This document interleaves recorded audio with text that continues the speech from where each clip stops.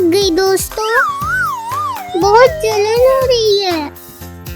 कोई बात नहीं, ठीक हो जाएगा। हेलो फ्रेंड, मैं फिर से आ गया, आपका प्यारा सा नन्हा सा छिटकू सा दोस्त लियो द बेबी लायन। आज मैं आपको सिखाऊंगा बॉडी पार्ट्स के बारे में। उससे पहले आप हमारे चैनल को सब्सक्राइब कर लीजिए। तो चलो शुरू करते हैं। तो बताइए, ये कौन सा बॉडी पार्ट है दोस्तों? बताओ, अरे बताओ दोस्तों, जल्दी बताओ। ये है हेड यानी सिर। अब ये क्या है दोस्तों? बताओ दोस्तों। ये है ईयर यानी कान।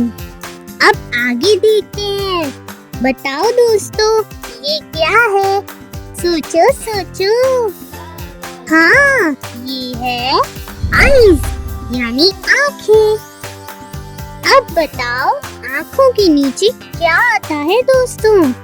हाँ, आँखों के नीचे होती है नोज़ी यानी नोज। मुझे बचपन में बहुत नोज़ी आती थी दोस्तों, आपको भी आती होगी ना?